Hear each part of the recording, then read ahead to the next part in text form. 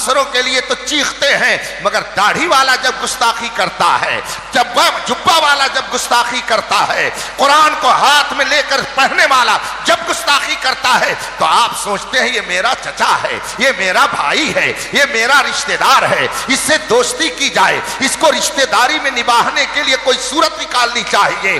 क्यों नहीं आप ये सोचते हैं कि नबी करीम सल्लल्लाहु अलैहि वसल्लम का दुश्मन चाहे दाढ़ी की शक्ल में हो, चाहे जुब्बे और साफे में आए, चाहे कुरान लेकर के आए, मेरे ताजुश शरीयत ने फरमाया नबी से जो हो बेगाना उसे दिल से जुदा कर दो, पिदर मादर बिरादर जानो माल उन पर फिदा कर दो। आप कहते हैं कि गुस्ताखी हो रही है और आपके बगल का पड़ोसी जब गुस्ताखी करता है तो आप उससे दोस्ती करते हो और कहते हो ईमान की हिफाजत कैसे होगी। ईमान की हिफाजत का सिर्फ वही जरिया है जो मेरे मुस्तफा ने अता फरमाया है। इयाकुम व इयाहुम, जितने बदअकीदा हैं, जितने रसूल के दुश्मन हैं, जितने कुरान के दुश्मन हैं, जितने खुदा के तौहीन करने वाले हैं, जितने औलिया किराम के दुश्मन हैं, उनसे अपना रिश्ता नाता तोड़ लिया जाए, उनसे अपने आप को दूर रखा जाए, उनसे कोई ताल्लुक ना रखा जाए। अल्लाह ने चाहा तो आपके ईमान की हिफाजत। हम कहते तो हैं कि तहफ़्फ़ुज़ ईमान कैसे हो, मौलाना लोग कुछ करते नहीं हैं। अभी मीडिया में इतनी बहस चल रही है, फला जगह घर जल गया, मौलाना लोग निकले नहीं, फला तौहीन कर रहा है, ये रोड पर निकल नहीं रहे हैं, ये कुछ बोल नहीं रहे हैं। मेरे भाइयों, इन्हीं के बोलने का तो नतीजा है कि आप अल्लाहु अकबर बोल रहे हो। अगर ये न बोलते तो आपको अल्लाहु अकबर कहने भी नहीं आता, अगर ये न बोलते तो आप अजान भी नहीं जानते, ये ना बोल करके आपको बताते तो आप सही ढंग से मुसलमान भी नहीं बन पाते। आपके अंदर इस्लाम की जो भी तहजीब बाकी है ये इन्हीं उलमाए किराम की मेहनतों का ही नतीजा है। लोग समझते हैं सब काम उलमा के जिम्मा है। घर किसी का जल जाए, मौलाना लोग रोड पर आए, पीर साहब आए एहतजाज करें, पीर साहब आकर के स्पीच दे, और जब पीर साहब गिरफ्तार हो जाएं तो सब लोग अपने घर में बैठ जाए। सेठों से क्यों नहीं करते? कहते हैं जो अरबपति बन करके दादे ऐश अपने कब्रों में दे रहे हैं वो कब मैदान में उतरेंगे? ये डॉक्टर जो एक मरीज की फीस 500 रुपया लेता है ये कब मैदान में उतरेगा? वो इंजीनियर जो रोजाना न जाने कितने नक्शे बना करके लाखों रुपए कमाता है वो कब मैदान में निकलेगा? क्या ये पढ़े लिखे लोग नहीं है? क्या ये दानिशवर लोग नहीं है? इनकी भी जिम्मेदारी है कि वो मैदान में आए और अपनी वफादारी मुस्तफा का सबूत दे। नारे तकबीर, नारे रिसालत, नारे रिसालत, मसलके आला हजरत हुजूर ताजुल फुक़हा।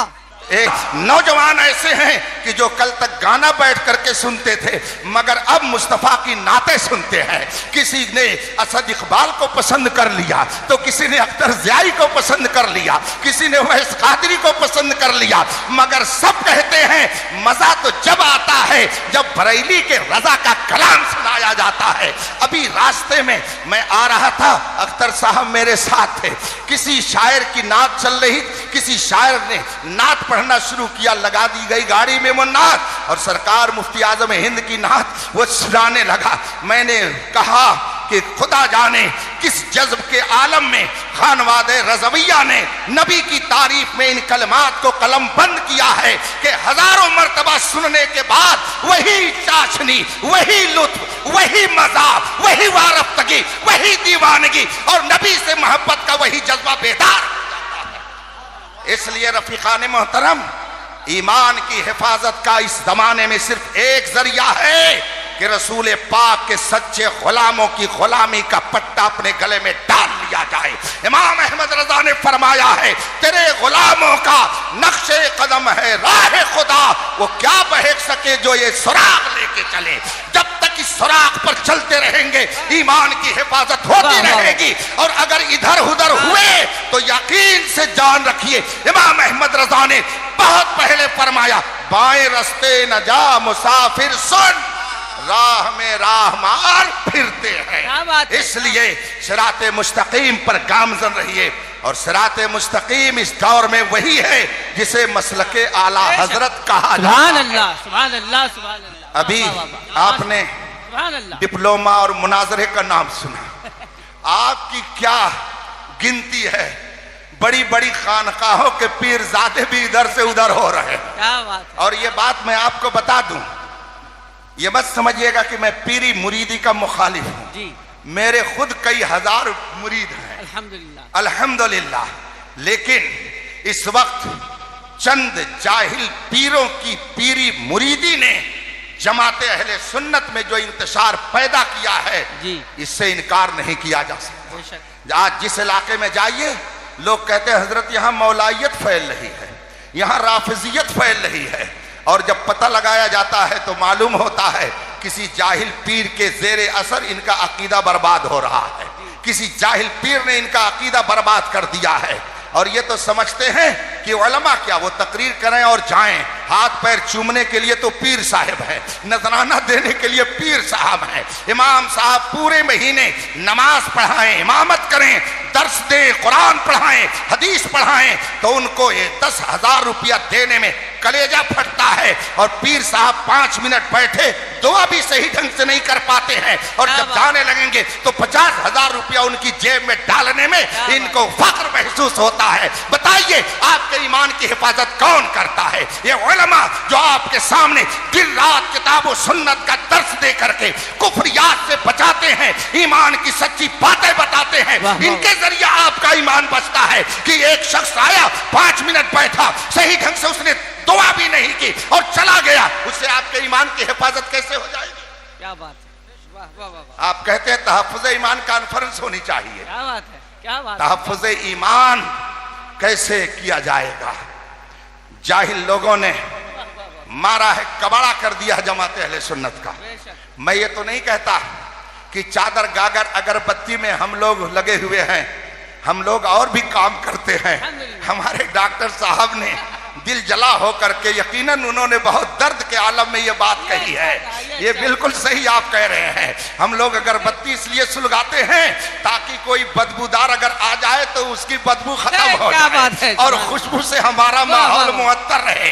हम अपने बुजुर्गों के आस्थानों पर चादर इसलिए पेश कर देते हैं ताकि पता चले कि हम लोग अगरचे गुनहगार हैं मगर इनके दामन से वाबस्ता हैं, ये बड़े अल्लाह वाले हैं, तो इनकी बरकतें हमको भी मिलेंगी और जो कोई इधर से गुजरे वो भी बरकत लेकर के जाए। इस अलामत के लिए हम चादर लगा देते। मगर अल्हम्दुलिल्लाह अहले सुन्नत बहुत बड़े बड़े इदारे भी चलाते हैं, बहुत बड़े बड़े उनके यहाँ मदारिस भी कायम है, बल्कि पूरे हिंदुस्तान में अहले सुन्नत के मदारिस का जो अजीम जाल बिछा हुआ है उसी की बरकत है कि गांव गांव मसलक आला हजरत का। सुभान अल्लाह, सुभान अल्लाह, सुभान अल्लाह, वाह वाह वाह, सुभान अल्लाह, अल्लाहु अकबर, या रसूल अल्लाह, या रसूल अल्लाह, बस या अली।